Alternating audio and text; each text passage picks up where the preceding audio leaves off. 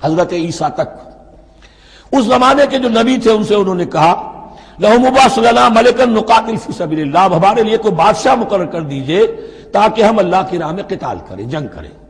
یہاں بادشاہ سے مراد ہے جو سپہ سالار ہو۔ نبی ہے تو ظاہر بات ہے کہ نبی کا رتبہ تو بلند رہے گا، لیکن نبی کے تابع ہو کر کوئی شخص کہ جو جنگ کی سپہ سالاری کر سکے اس کو نامزد کر دیجئے۔ قال هل عصيتم ان كتب عليكم القتال والا تقاتلوا، جو نبی تھے یہ سموئیل نبی تھے، سموئیل، یہ آپ اولڈ ٹیسٹمنٹ میں پڑھیں گے سموئیل نبی۔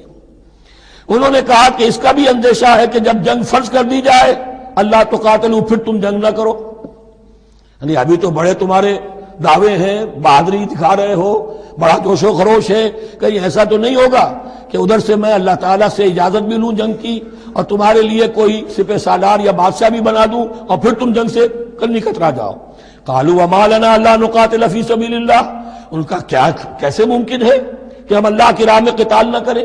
وقد اخرجنا من دیارنا وابنائنا، جبکہ ہمیں نکال دیا گیا ہے ہمارے گھروں سے اور ملکوں سے اور اپنے بیٹوں سے، یعنی ان کی اولاد کو تو انہوں نے غلام بنا لیا، ان کی عورتوں کو باندیا بنایا، اب یہ تو نکلے ہوئے ہیں اپنے ملکوں سے خوف سے بھاگے ہوئے۔ فلما كتب عليهم القتال، تو جب ان پر وہ جنگ فرض کر دی گئی، تولوا الا قليلا منهم، تو پیٹھ پھیر گئے سب کے سب سوائے کچھ لوگوں کے۔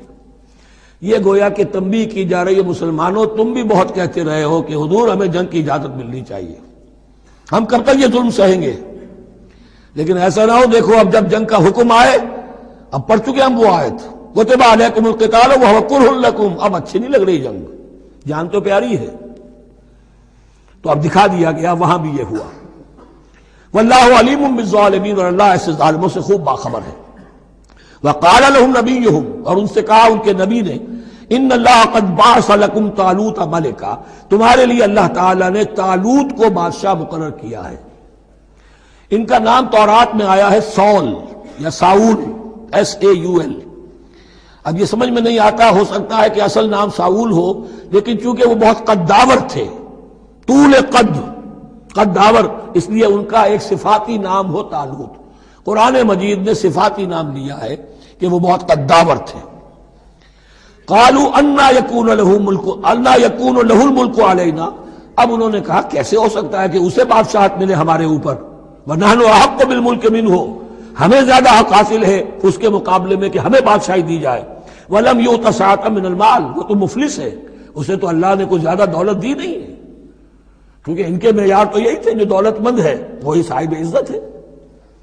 قال ان اللہ اصطفاہ علیکم، اب نبی نے کہا اب جو چاہو کہو، اللہ نے اس کو چن لیا ہے تم پر، یہ فیصلہ اب ہو چکا، اللہ کا فیصلہ ہے، ڈیوائن ججمنٹ ہے، ڈیوائن ڈیسیژن ہے، کین ناٹ بی ریووکڈ۔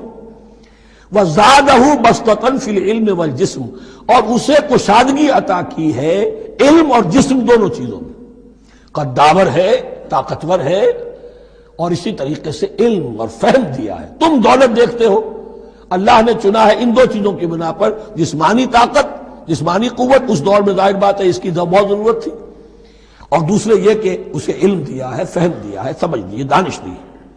واللہ یؤتی ملکہ من یشاء، اور اللہ تعالیٰ جس کو چاہتا ہے اپنی بادشاہت دے دیتا ہے۔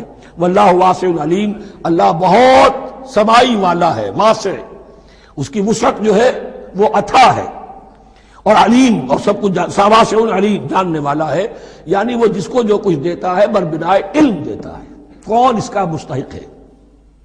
وقال لهم نبيهم ان آیۃ ملکہ ان یاتیکم التابوت فیہ سکینۃ من ربکم وبقیۃ مما ترک آل موسیٰ وآل ہارون تحملہ الملائکہ، اور ان سے کہا ان کے نبی نے کہ طالوت کی بادشاہت کی ایک نشانی یہ ہوگی کہ وہ صندوق جو تمہارے سے جاتا رہا چھن چکا ہے، جس میں سکینہ ہے، تمہارے لیے تسکین کا سامان ہے تمہارے رب کی طرف سے، اور بقیت مما ترک آل موسیٰ و آل ہارون، اور کچھ تبرکات ہیں جو آل موسیٰ اور آل ہارون کے اس صندوق میں رکھے ہوئے ہیں، تحملہ الملائکہ، وہ ملائکہ کی تحویل میں ہے۔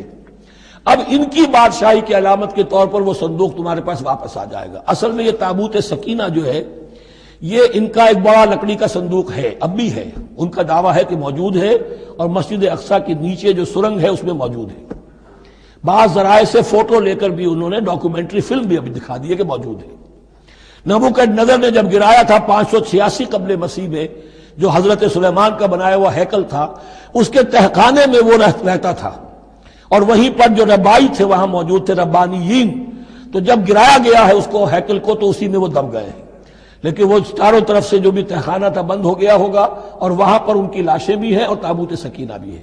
لیکن ہوا یہ تھا کہ جب ان کے پڑوسی ملکوں نے انہیں شکستیں دی تو وہ تابوت سکینہ بھی چھین کر لے گئے. اب اس میں گویا کہ ان کے لیے بہت بڑی بات تھی کہ ان کے لیے کم سے کم ایک دل کی روحانی تسکین کا سامان تھا. ہمارے پاس حضرت موسیٰ کے تبرکات ہیں، عصائے موسیٰ اس میں ہے، رکھا ہوا ہے، اب بھی ہے. اسی طریقے سے اس میں وہ جو جن تختیوں پر تورات لکھی ہوئی دی گئی تھی حضرت موسیٰ کو، وہ موجود ہے، ان کے کہنے کے مطابق اب بھی ہے. تو اس طریقے سے ان کے لیے تسکین ہوتی تھی، جیسے کہ مسلمان کو خانہ کعبہ کو دیکھ کر تسکین ہوتی ہے. تو فرمایا اس میں تمہارے لیے سکینت بھی ہے، اور تمہارے آل موسیٰ اور آل ہارون کے تبرکات بھی ہیں. تحملہ الملائکہ، اس وقت وہ ملائکہ کی تحویل میں ہوا یہ کہ جہاں وہ تابوت لے گئے ان کے دشمن، وہاں پلیگ آ گئی. انہوں نے سمجھا کوئی نحوست ہے اس کے اندر جس کی وجہ سے پلیگ آ گئی ہے. انہوں نے ایک چھکڑے کے اوپر اس کو رکھا اور بیلوں کو ہانک دیا، جاؤ جدھر جانا ہے. تو حضرت سموئیل نے ان سے کہا کہ طالوت کا اللہ کی طرف سے نامزد کیے جانا ایک علامت اس کی یہ ہوگی کہ وہ تمہاری تسکین کا سامان جو تم سے چھن گیا تھا، ان کے عہد عمارت میں یا ان کے عہد ملوکیت میں تمہیں واپس مل جائے گا، اور وہ فرشتوں کی تحویل میں ہے. تو ایک روز وہ چھکڑا جو ہے وہ لیے ہوئے وہ تابوت ان کے ہاں پہنچ گیا. ان فی ذلک لآیۃ لکم ان کنتم مؤمنین، یقیناً اس میں تمہارے لیے نشانی ہے اگر تم ماننے والے ہو. فلما فصل طالوت بالجنود، اب جب حضرت طالوت اپنے لشکروں کو لے کر چلے، ان میں سے جو لوگ تو انکار کر گئے رہ گئے، جو لوگ چلے ساتھ ان کو لے کر چلے. قال ان اللہ مبتلیکم بنہر، انہوں نے فرمایا اپنے لشکر والوں سے اللہ تعالیٰ تمہاری ایک آزمائش کرے گا ایک نہر سے، دریا سے. یہ جو ہے جارڈن ریور جارڈن، اس کو کراس کر کے پھر حملہ کرنا تھا.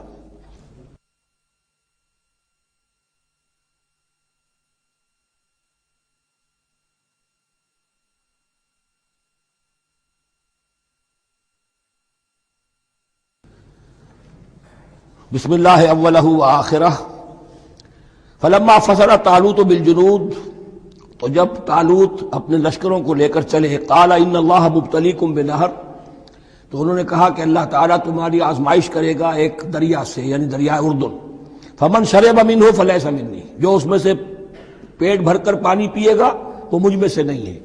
ومن لم یطعمہ فانہ منی، جو اس میں سے پانی نہیں پیے گا وہ میرا ساتھی ہے.